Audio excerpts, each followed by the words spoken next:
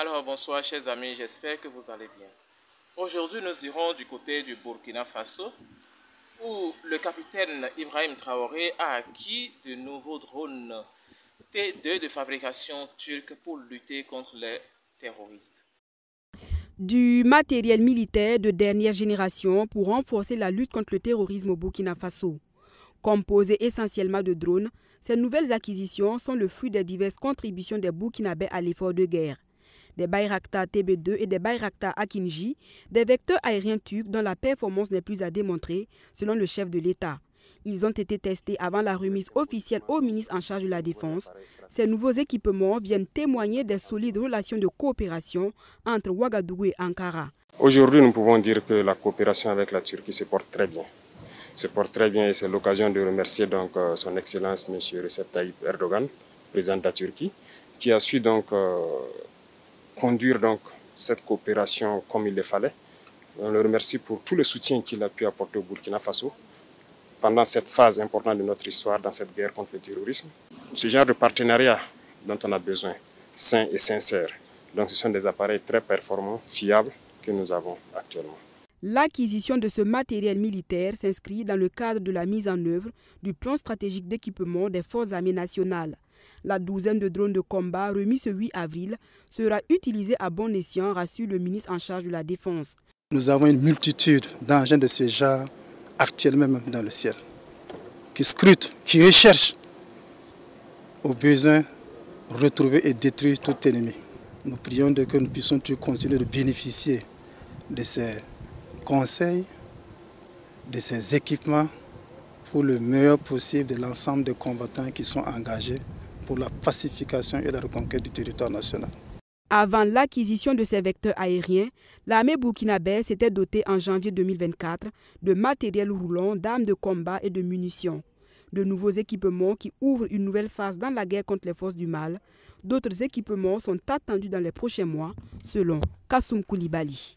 On découvre que le capitaine Ibrahim Traoré fournit de gros efforts pour élever le Burkina Faso au rang des armées les plus fortes de la sous-région. Il faudra que ce jeune militaire soit une source d'inspiration pour tous nos dirigeants africains qui négligent leurs armées. Nous devons penser à investir massivement dans nos armées. Je pense que la dernière fois, je vous ai fait écouter un général français qui s'appelle François Lecoindre, qui pense et qui demande que l'Afrique soit recolonisée par le biais des armées françaises.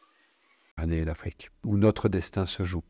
Et donc nous avons en permanence essayé, nous Français, d'entraîner les Européens dans cette prise de conscience de la nécessité d'agir collectivement en Afrique et en Méditerranée.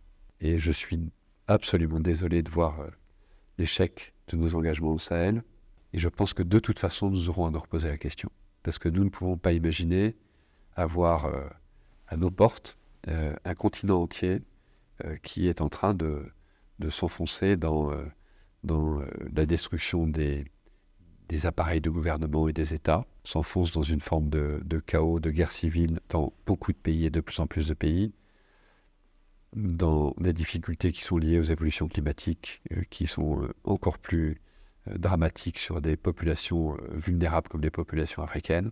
En plus, un continent qui va connaître une explosion démographique comme aucun continent n'en a jamais connu. Et donc imaginez que ça se passe là, dans les 10-20 ans qui viennent, et que ça n'aura pas de conséquences sur l'Europe, parce que nous vivons dans une sorte de bulle protégée par je ne sais quoi d'ailleurs, c'est tout simplement inconscient. Et donc je pense que cet intérêt commun-là devrait un jour faire que l'Europe se décidera à agir comme une entité politique qui ira défendre elle-même ses intérêts, y compris par le moyen de l'engagement de ses armées.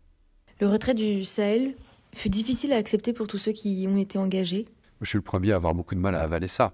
Mais le monde entier voit aujourd'hui que le Sahel a pris une résolution très forte pour pouvoir équiper son armée afin de mieux lutter contre les forces du mal.